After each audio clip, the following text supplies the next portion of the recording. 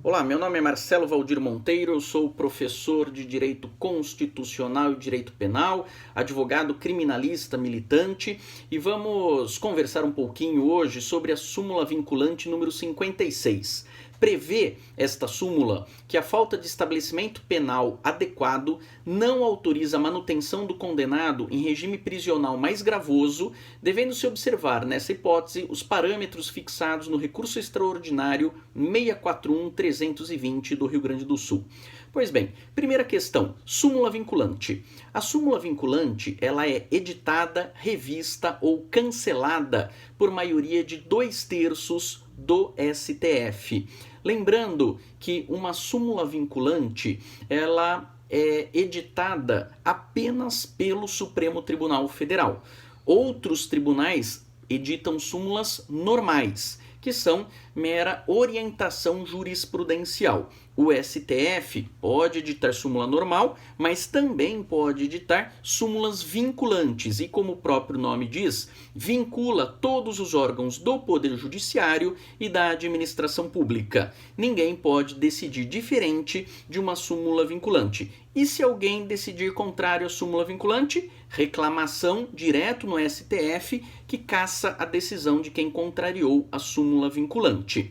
Lembrando apenas que o poder legislativo não está preso às súmulas vinculantes. Ou seja, se o poder legislativo quiser legislar, criar uma nova lei contrária à súmula vinculante, é possível. E aí essa súmula vinculante, obviamente, perde o seu efeito. Mas essa súmula vinculante que nós estamos analisando hoje é muito importante no âmbito criminal e de execução penal. Por quê? O nosso Código Penal, ele estabelece um sistema progressivo para cumprimento de pena. Então, nós temos regime fechado, semiaberto e aberto. Regime fechado, ele é utilizado quando o condenado recebe uma pena maior que 8 anos ou se ele for reincidente. E aí, seu cumprimento se dá em regime fechado, não é? Se dá em estabelecimentos de segurança máxima ou média, em penitenciária.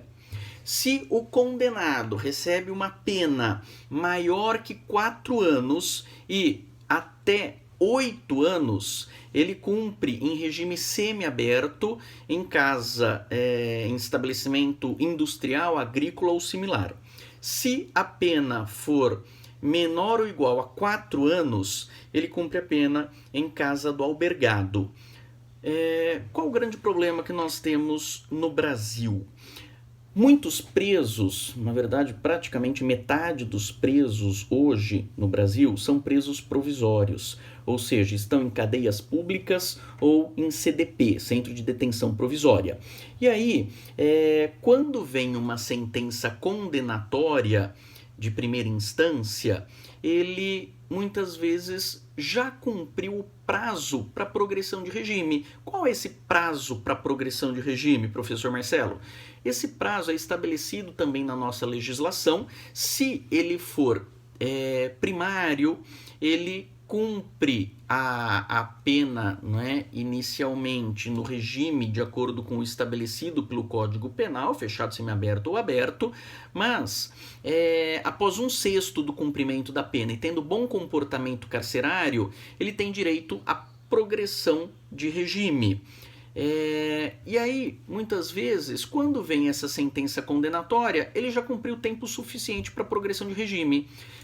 Verifica-se que ele tem bom comportamento carcerário, mas, independente disso, ele é transferido para um regime fechado, ele vai para uma penitenciária, ele sai do CDP e vai para a penitenciária em regime fechado. A súmula vinculante número 56 quer justamente proibir isso, evitar que essa situação venha a acontecer, porque a culpa de não ter vaga no regime semiaberto é do Estado. O Estado não criou, não construiu estabelecimentos adequados, colônia agrícola, industrial ou similar, para o cumprimento de pena em regime semiaberto. Então, a súmula vinculante número 56 prevê que o condenado não vai ficar aguardando vaga no regime semiaberto, num regime mais rigoroso.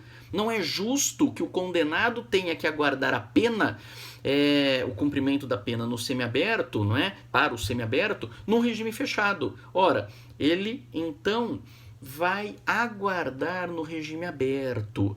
Atenção! Isso não é progressão de regime por saltos. Ele não está pulando do regime fechado direto para o regime aberto. Não. Ele ficará no aberto apenas aguardando o surgimento de vagas do regime semiaberto. Então, não confundam aí progressão por saltos, que não é permitido no nosso direito, não é? Diferente do que acontece com a regressão pode sim se dar por saltos, o condenado está num regime aberto, pode regredir para o fechado, mas do fechado ele não pode pular direto para o aberto. Não seria uma exceção, professor, essa súmula vinculante, então, número 56, e ao permitir progressão por saltos? Não é progressão, ele está simplesmente aguardando a vaga no semiaberto. Acontece que coisas do Brasil, não é? Temos um outro problema. Ele vai aguardar vaga numa casa do albergado, então, que é o regime aberto. Só que nós não temos casa do albergado no Brasil. Então, sabendo disso, o STF, ao editar essa súmula vinculante número 56, estabelece que devem ser observados parâmetros do recurso extraordinário 641.320 do Rio Grande do Sul. O que prevê esse recurso extraordinário? Ou seja, quais são esses parâmetros que o juiz da execução criminal deve observar, então, para permitir que o condenado aguarde a vaga no semiaberto no regime aberto ou onde couber.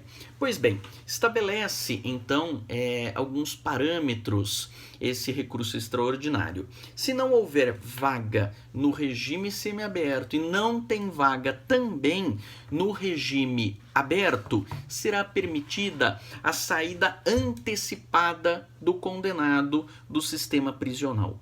Permite-se a saída antecipada mediante algumas regras, algumas condições. Lembrando que ele está aguardando a vaga do regime semiaberto. Claro que esse período em que ele está em liberdade, entre aspas, não é que ele está em prisão domiciliar, será computado para fins de progressão de regime, uma vez que a culpa, mais uma vez, não é dele, e sim da omissão do Estado.